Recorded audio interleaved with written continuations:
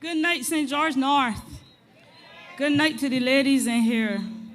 Before I really start to get to the crux of the matter, I want to thank Roshana, first of all, for introducing me. I want to thank the constituents of St. George North for giving me their ear for tonight and giving the rest of us their ear so graciously and for accommodating us. But I really want to thank the man who represented St. George North for some 26 years. His representation cannot by any means be disputed. But tonight, ladies and gentlemen, is ladies' night, and I'm feeling right. It feels good to be standing here to support a lady like Toni Moore. I was up all night last night for hours, wondering what I would bring to you to this podium tonight. Troubled, and those of you who know me know that I don't be in church too much, but I went to church this morning for divine inspiration, and I get it. I want to testify tonight, ladies and gentlemen. The road to politics and to parliament is no easy one. To be truthful, by the third day of my being in the house, I was in tears wondering what on earth I could have been in my office working. Then I hear shots about which side she on because she got something to say, but I will always be truthful. Always be truthful. But every day, or at least every Tuesday, I thank the Lord for giving me the opportunity to stand up in Parliament and represent the constituents of St. Philip North and the constituents of the entire island. I thank him for that. Ladies and gentlemen, women are some of the most resilient creatures that live on this earth. And it was brought up more so by COVID. How many of you know women that have 1, 2, 3, maybe 8 children? No partner, or a partner that just put a couple dollars on the table? I know many. But that woman would take that $1 and stretch it to feed every child in the house. Whether she has to beg or borrow, she will do it. And when COVID hit, ladies and gentlemen, the lady, Mia Motley, stepped up to the plate. True, she had to beg, she probably had to borrow, which you know she did, but she started us on the right road. She started with a table that had nothing on it. The last administration left an empty table, and we more or less had to start from scratch. We had nothing but a broken economy. Nothing but a broken economy. But with the help from another 28 people and some more in the ministries, Mia Motley was able to borrow the money, sometimes beg for the money, and we started fixing roads. We started the pit toilet eradication program.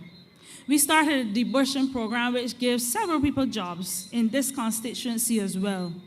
Street lights were installed. A lady called my office once and she said, Dr. Browne, out by me dark. I want a street light. I got it done. She called back and said, Dr. Browne, thanks for your street light, but too bright, I can't sleep. We were able to, as Cynthia would have told you, increase welfare, increase pensions. But then a virus called COVID hit. A virus called COVID got into the house and upset everything. But along came the Prime Minister, stepping in so, along with the Colonel, me about he tonight because he's a man, but still, the Ministry of Health and the BAMP, Barbados Association of Medical Practitioners, and other medical staff, which I thank greatly, and everybody sprung into action. The medication meted out was not the sweetest. We had to shut down. We had to keep our country safe. We had to make people understand that the wearing of masks was important.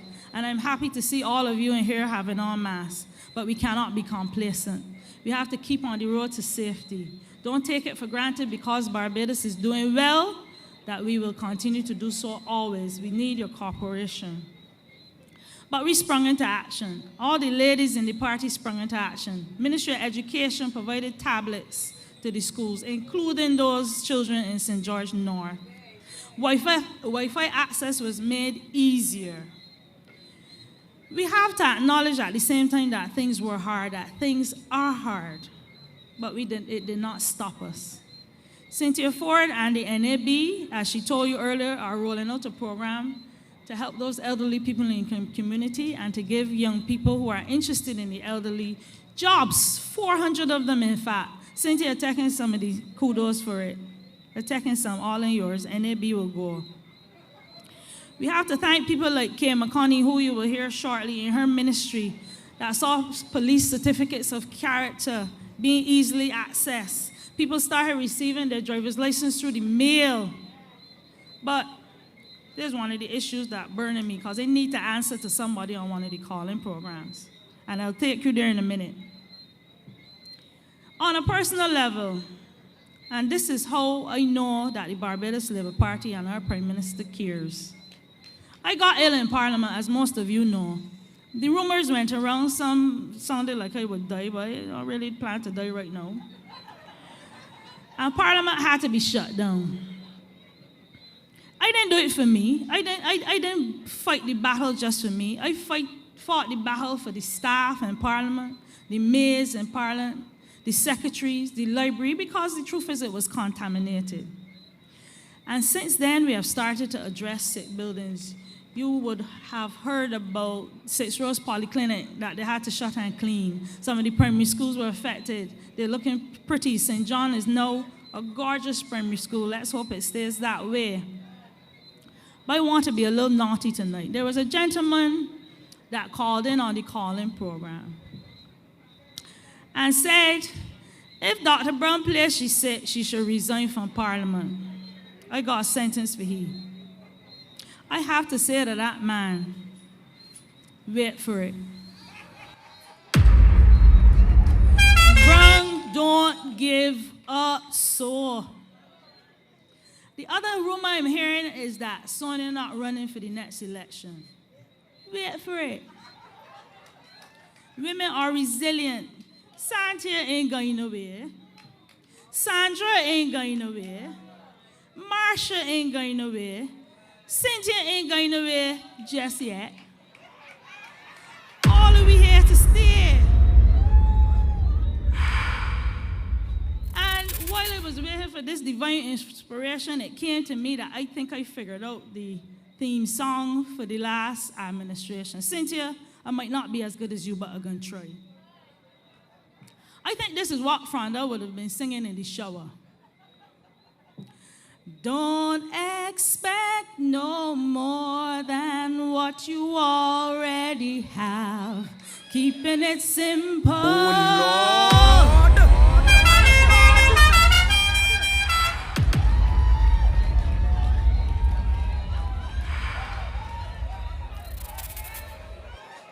You know what? I ain't got permission for this, but I think I figured out what my next song gonna be. Cause the me and Motley administration just shifting gear. Those of you as old as me might remember this one. Swinging engines all night. Swinging engines all night. Blood-o, first gear. Blood-o, second gear. Blood-o, third. Blood-o, fourth. Blood-o, fifth. That's how we keeping it swinging. Thank you, sir. The truth is, and I gotta be truthful here. I am always truthful. I try to be respectful. Shanika, don't let me and you come wrong. I'm soon done. Don't let me and you come wrong. The truth is, I admire to some extent, most of them, and respect those who have put in their, who have decided to contest this by-election. I give them respect. I believe really in their hearts that they mean well, most of them anyway. But the reality is, the legacy of representation in St. George North by the BLP has already been set. It has been set in history for the last at least 26 years, and it speaks for itself.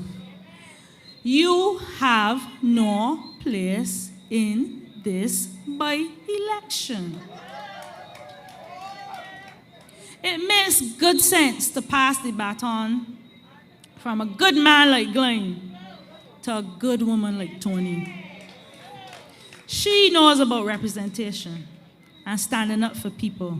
She is a swinging engine. And finally, all I want to say tonight is thank you for your ears, St. George North. We look forward to your support on the 11th of November, where we will vote for Tony Moore. Thank you, and good night.